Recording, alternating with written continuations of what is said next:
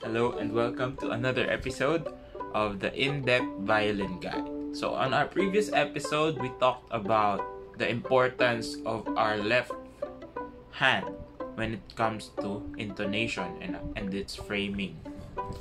So for today's video, let's focus on timing, and we will discuss about left hand and right hand correlation with regards to musical and technical timing. So let's get to it.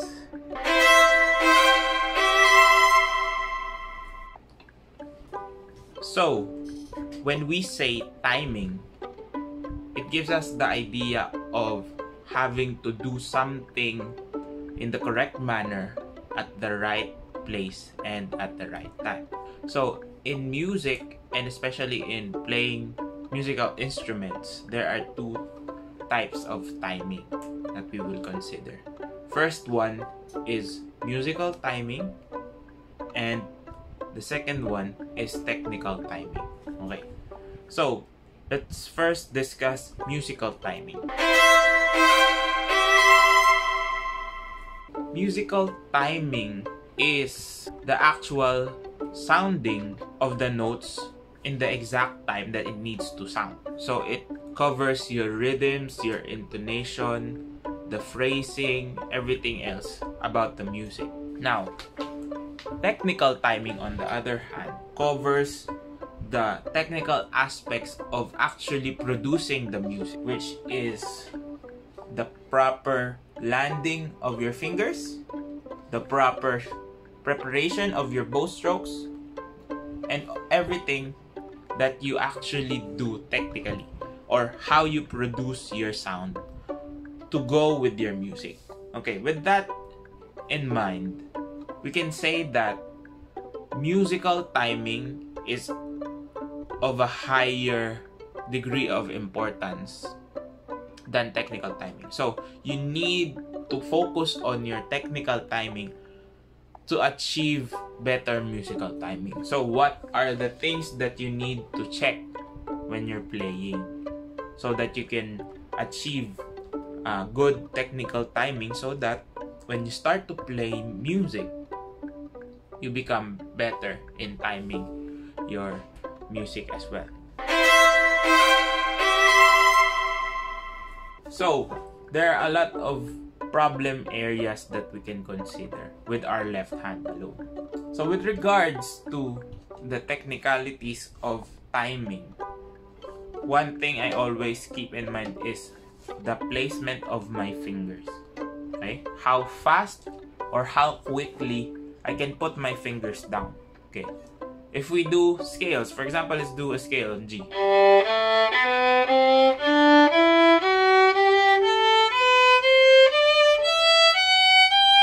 Now, if we go faster, the timing of the fingers and the hands changes also.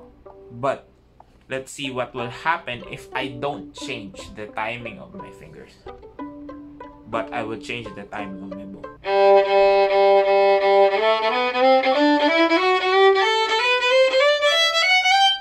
So that's what happens, no? So these two, your left and right hand, are pretty much independent of each other, but are correlated.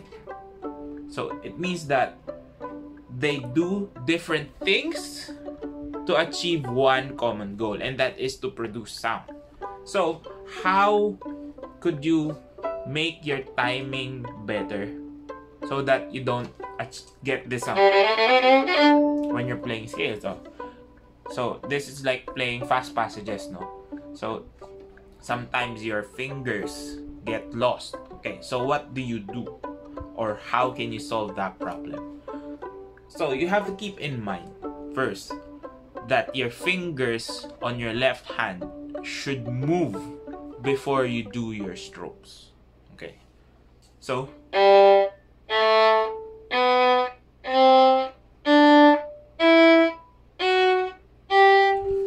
try to practice that type of movement of trying to move your fingers first right after you stop. Okay, so you don't change bows until you move with your left hand first.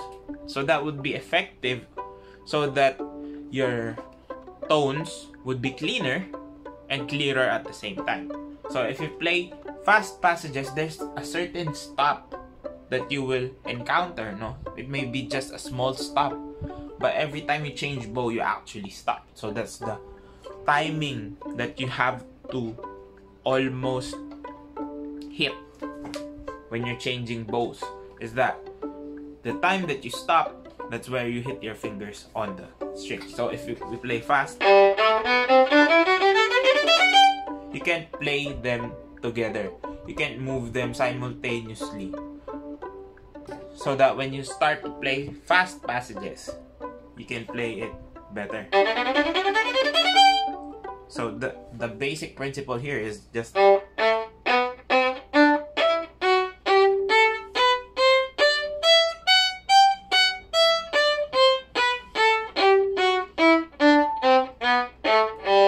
so that when you change, it will change with it.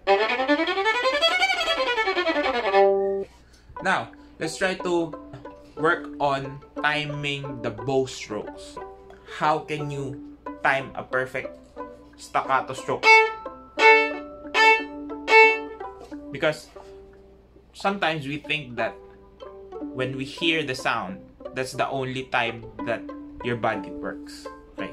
This is why musical timing is different from technical timing.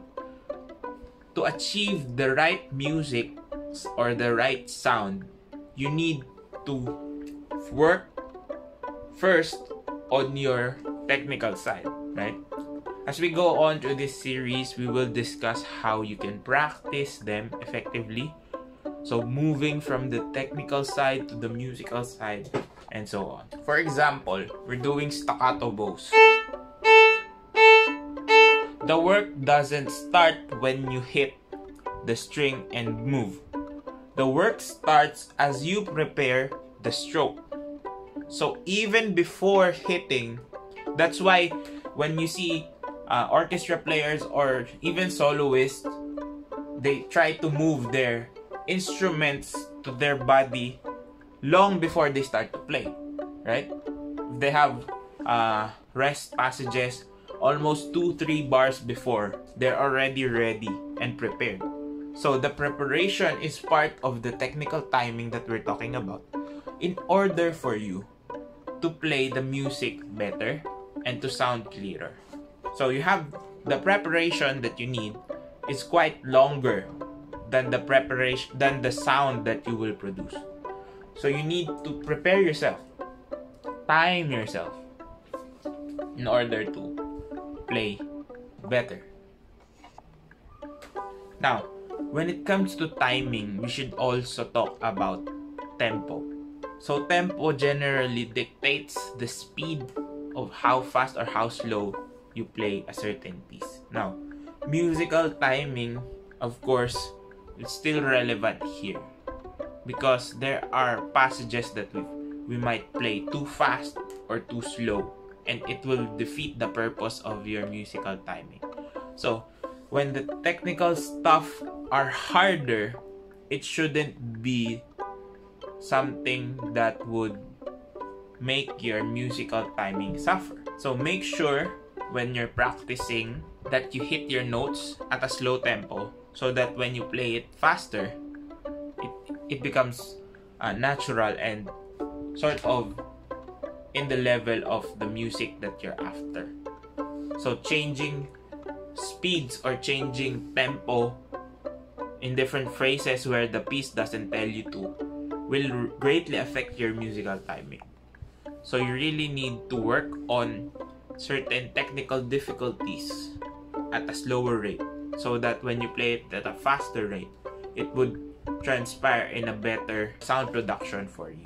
So however difficult a piece might be, it should always stay in a certain speed and a certain tempo.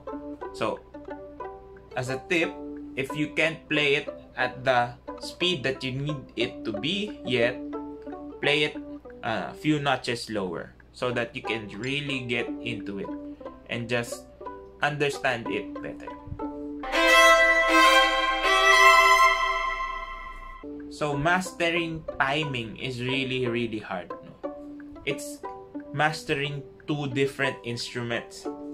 Like, you're mastering your bow and you're mastering your fingers on the violin.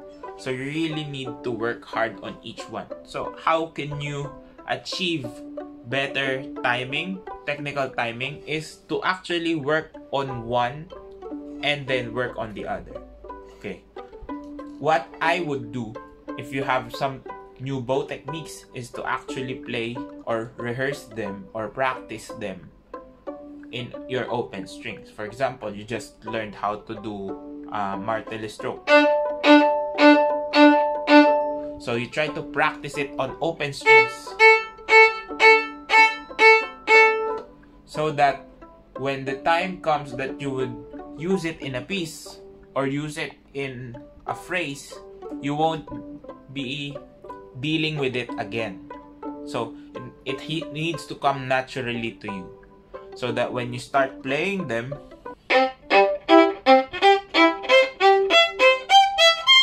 it becomes easier to focus on the bigger aspects of the music involved rather than the small little things like how fast or how slow your bows move.